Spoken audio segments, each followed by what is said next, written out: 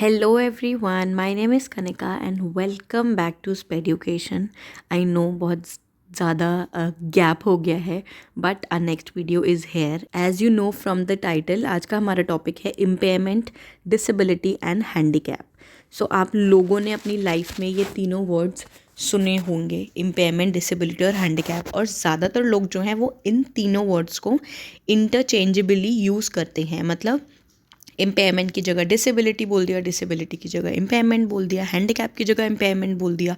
ऐसे हम इन तीनों वर्ड्स को जब जो मुंह में आ गया बोल दिया, ठीक है. But they have a very different meaning. All these three words have different meanings and उसी के बारे में आज हम पढ़ेंगे. तो बहुत सिंपल और ईजी सा है. Let's just get started. All right.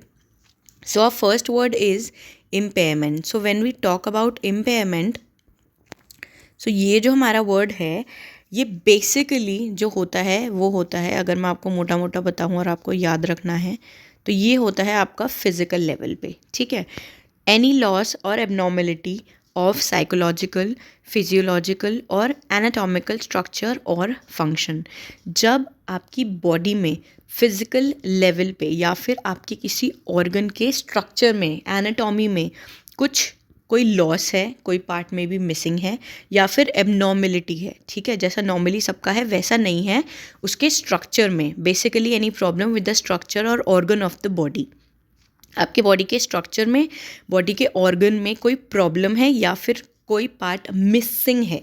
Basically यहाँ पे जो आपको याद रखने वाली चीज़ है वो है कि फिजिकल लेवल पे फिजिकल स्ट्रक्चर या आपका फिजिकली कोई ऑर्गन बॉडी का मिसिंग है या फिर उसमें कोई प्रॉब्लम है, ठीक है, तो हम उसको इम्पेयरमेंट बोलते हैं.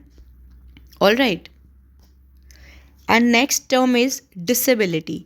नाउ एनी रिस्ट्रिक्शन और lack resulting from an impairment of ability to perform an activity in the manner or within the range considered normal for a human being. पहली जो हमने चीज़ पढ़ी वो थी impairment. तो बेसिकली हमने क्या पढ़ा कि आपका फिजिकली कोई स्ट्रक्चर या ऑर्गन है, नहीं है, मतलब लॉस है या फिर एबनॉर्मल है, उसमें कोई प्रॉब्लम है. ऑलराइट.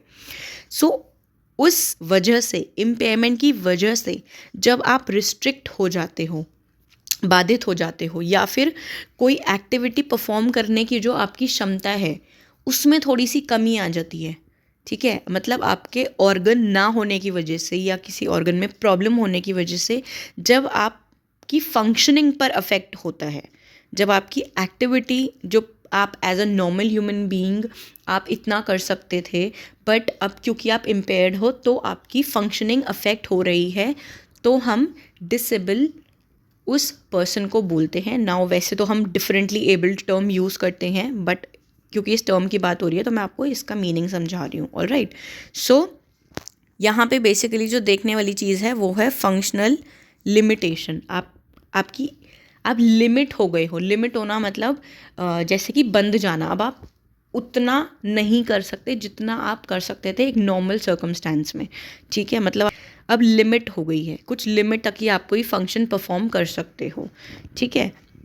वहाँ पे होती है डिसेबिलिटी. तो जैसे हमने इम्पेयरमेंट की बात करी थी, इम्पेयरमेंट के केस में क्या था कि मे बी आपकी आइज़ मिसिंग है या फिर बाहर से देखने में आपको लगेगा कि यार इस बंदे की तो आंखें हैं तो फिर ये ब्लाइंड कैसे हुआ, ये एक्टिंग कर रहा है. नहीं, ऐसा नहीं होता. जो उसका अंदर जो स्ट्रक्चर है वहाँ पे कोई प्रॉब्लम होगी, ठीक है, तो हम उसको इम्पेयर बोल देते हैं. बट उस इम्पेयरमेंट की वजह से जब उसकी एवरीडे जो एक्टिविटीज़ हैं जो as a normal human being उसे परफॉर्म करनी है, जब वो अफेक्ट होती हैं तब हम उसे डिसेबल की कैटेगरी में रखते हैं. All right. लास्ट जो आपकी टर्म है वो है हैंडीकैप. हैंडीकैप हम कब यूज़ करते हैं? A disadvantage for a given individual that limits और prevents the fulfillment of a normal role और activity. Disadvantage in filling a role in life relative to a peer group. ये basically अगर मैं आपको बोलूँ तो ये एक सोसाइटल लेवल पे होता है, सोसाइटी के लेवल पे, एनवायरनमेंट के लेवल पे. मतलब बेसिकली हमारी जो सराउंडिंग्स हैं, हमारा जो एनवायरनमेंट है, अगर वो हमें सूटेबल, हमारे लिए सूटेबल नहीं है, ठीक है, या फिर हमें एक कंड्यूसिव एनवायरनमेंट नहीं मिल पा रहा, जिस वजह से हम अपनी एक्टिविटीज़ परफॉर्म नहीं कर पा रहे, जिस वजह से हम अपने normal day to day functions perform नहीं कर पा रहे, तो उस केस में हम हैंडीकैप कहलाते हैं। ऑलराइट, सो बेसिकली ये इंडिविजुअल के पर्सनल लेवल पे नहीं होता है, ये एनवायरमेंटल या सराउंडिंग्स की वजह से होता है कि जब सोसाइटी आपको एक ऐसा एनवायरनमेंट या फिर आपको ऐसा इंफ्रास्ट्रक्चर प्रोवाइड नहीं कर पा रही फॉर दैट मैटर कि आप अपने फंक्शंस परफॉर्म कर सको, तो उस केस में हम हैंडीकैप टर्म यूज़ करते हैं। ठीक है, so yes, this is it for the video.